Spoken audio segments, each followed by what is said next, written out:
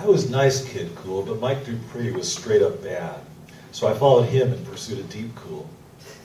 He removed the grill to the crawl space beneath the middle school and climbed in feet first.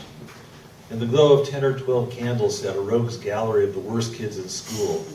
The unibrow bullies, Rafi and Dirk Nimsky, the suspended Marcus Burgess, and Richard Horowitz, who threw firecrackers at cats. Wow, I quit. Welcome to Club Fire Trap. Their expressions ranged from hostile to blank, but Mike assured them I was cool. "You're just lifted at Walgreens," he said. "Show 'em, Ziggy." So I placed the Yu-Gi-Oh cards I had swiped in my first heist ever on the crate they were using as a card table. They fingered the packs like unimpressed jewelers. "Wow," I said, "it's like the Artful Dodger down here, like that part in Oliver Twist where they go through the stolen stuff." Rafi winced. "You read that?" "No, a little. But we had a test, remember? But I skipped tons." They winced at me as if I stank. "I know it sounds like boring school stuff, but it's a way subversive story about pickpockets in London." The word pickpocket seemed to spark mild interest, so I continued. "It was written by the same author guy who wrote A Christmas Carol, which had a great scene about thieves in London meeting in a dark cave or something and trading what they steal." "You can be our librarian," chortled Richard, and Mike asked me to sit down. "Shut up and sit down," he said.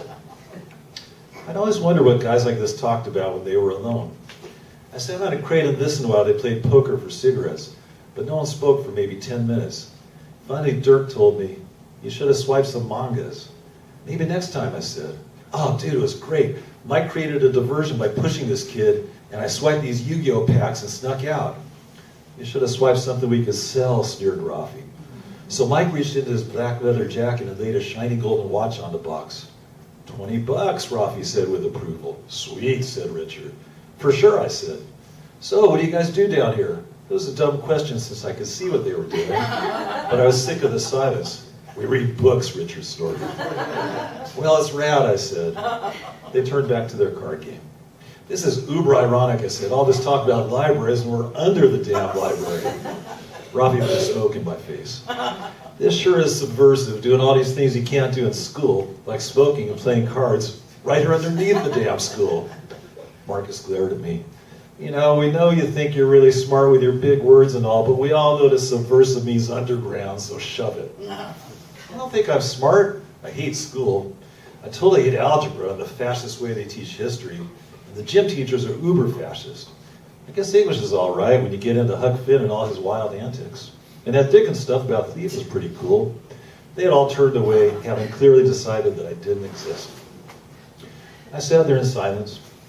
But after about 15 minutes, in which the only conversation was a few words about what they would steal next, and Rafi saying, "The new Captain Crunch commercial stinks," I nodded at Mike, who snapped his head towards the exit and slunk off towards the light. The Kingdom of Roly-Polies. One summer day in Catawissa, Missouri, which is the middle of nowhere, my mother said, "What do you want to be when you grow up?" I was trying to nudge a grasshopper to sit on my thumb with little success but much determination.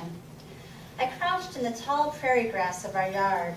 It was a vast rolling meadow, rich with walking sticks, cicadas, and lapis-colored butterflies, and sometimes surprises, like iridescent bottle caps and long-forgotten dolls with jewel-like eyes staring up through a tangle of gnats. Besides unmown grass, we had several organic gardens, a marijuana patch, a handful of honorary goats and runaway chickens, a gravel pile, and 2 forbidden places. One, in the back, a pile of firewood. My father said there were snakes there, and this I longed to see, but I could never sneak away long enough to find out. And 2, in the front of the house, right alongside the highway, was the ditch. My mother was pulling weeds from the edges of the ditch, and I wasn't even allowed to get close to it because it was dangerous, and it was just for grown-ups. I was 4 years old. Now I was being asked a grown-up question. What did I want to be? I had never considered this. I had ambitions. I wanted to entrap as many lightning bugs as possible without setting any free. I wanted my bubbles to be large and slowly wavering, not to break as soon as they warbled from the wand. I wanted the mud pies I made to be crisp on the outside and tender on the inside. Work sounded like fun, but with the added benefit that I would be considered important for doing it.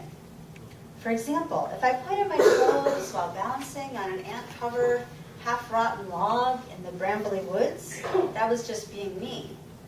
But if I were really working, if I were a ballerina, I would do the same thing on a stage in front of lights, and I would wear a fancy dress, and everyone would throw flowers and praise me, and that would be work. I knew my father's job was not like this. He labored on the assembly line at Chrysler in 110-degree heat.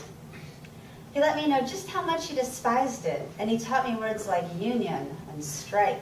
He even said these words on the news, looking handsome with his long, sweaty hair hanging down from his hard hat. So his job was not enchanting, but he was heroic. He charged into dark, scary places and did what had to be done. I understood heroic men from the stories I read. I did not want to work for Chrysler. Most of my family worked there, but none encouraged me to do the same. I could read at 3, and I was told I was smart. Therefore, I wanted to be a ballerina. But then I started thinking about all the things I could not do if I were a ballerina. I might want to have kids, be a teacher, ride an elephant, be Princess Leia, be a doctor, and an artist, and a tightrope walker. Could I do all of these at once? How many jobs could a person have? Maybe 3? I knew being Princess Leia couldn't be a full-time job because I had already been her. My mother had done my hair like Princess Leia's for a party, and it was long enough to be authentic, and in a white dress, I had handily met the requirements for being a princess. So I knew having my hair done each day would take time, but after that, surely I, Leia, could handle a few paintings and pirouettes, maybe even a few elephant pirouettes. And I was contemplating all this. My mother sniggered, "You don't know what you want? What do you want to be, a ditch digger?" Yes, that idea was a blast of light, so bright it extinguished all other ambition. Ditch digger. The ditch was maybe 5 feet long and 3 feet deep, right alongside the edge of my yard on the rural 2-lane highway. And I'm estimating the size of this ditch roughly, because in my memory it was a tremendous gulf, a deep abyss of fairy tale proportions. I don't remember why it was dug. We hadn't dug it. Something to do with the county or the phone company. But it was a pit of magic, a marvel of clean-cut earth, brown mud, red clay, roots sticking out, and best of all, worms squirming through. I wanted so much to play in it, but I had been forbidden since the day when the big yellow truck came through and sunburned, sweaty men dug it up, laughing at the way I watched them. Suddenly, my mother swooped me up under my arms and placed me in the ditch. I was flabbergasted by my luck. It was cooler down there, with a pleasant, damp, earthy smell. I was eye level with grubworms and beetles, pokey roots and feathery roots. "Come inside," I said to her. "Now," she said. "Come on," I said. "It's nice. There's ants." "No," my mom said. "I don't want to." I tried to entice her by describing just how many worms were inside, but surprisingly, she turned away to examine her marigold bed. How bright the sun and grass were, and the white canvas of my mother's shoes. They seemed far away on the other side of the hole. It was just as dark and slimy down there as I dreamed it would be, populated with more wondrous bugs than I'd imagined. I fingered roots and poked roly-polies. I watched them curl into hard balls. I wriggled my toes in the mud. I looked up at one steep wall, and another, and another.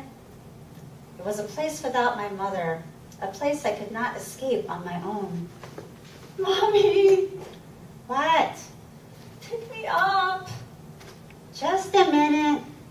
She did everything slow. The sky shone like blue chrome. I had to blink against its brightness. There was a spider pulling her web tight across the corner of the pit. I saw my mother's shoes, then her. I stretched up on tiptoe to meet her. Now, she said. "Had enough of the ditch for the day?" She lifted me onto the land and went back to her weeding like nothing had happened. I looked down at the hole with my first regret. princess hair no longer seemed like an achievement. Mine was hot and sweaty on my neck, with bits of ditchy roots hanging from the ends. Would I be brave enough, I wondered? Would I ever have what it takes to be a ditch digger?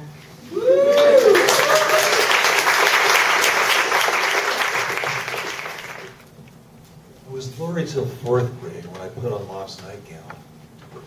I told my sister, I feel like a queen, Mercy. Mercy took the nightgown up over my head and said, we'll make you feel like a king now, Lori. She got me a king crown and I used Dad's robe for a robe. Then my parents said, it's time to stop calling you Lori. I loved girl things, but I didn't even know I was doing them until I got punched in middle school. Dad said, those idiots are trying to teach you a lesson, Lawrence. My best friends in middle school were almost all girls. I loved Chloe best. She was goth and skinny from throwing up in the bathroom. We hid in the cave under the low juniper tree in the playground, and she showed me how she cut.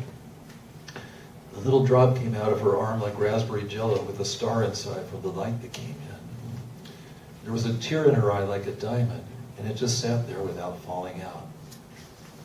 She wiped her X-Acto knife on an alcohol pad and handed it to me. I cut into my arm and smiled at her, and when she smiled back, her tear dropped onto the sand. I'm in 10th grade now, and I love arts and crafts. It's a girl thing, but that's cool with my parents. Just be yourself, Dad says, and Mom sort of nods. I'm the only boy in the club besides Ronnie, but he's gay. I make chains of cutout people colored like rainbows and stretch them out like an assembly poster we had about tolerance. They told us celebrate diversity, and a lot of kids sang. But after school, Ronnie got pushed. I took my finger and touched the blood that was on the tree. Then I put my arm around his shoulders and kissed his hair. Abuela left me her rosary beads and a painting of Jesus with blood dripping down from his crown of thorns. I get it out of my treasure chest and stand it up on my desk next to Abuela's picture. I look at Abuela and she smiles at me, and then I cut where the nails go in.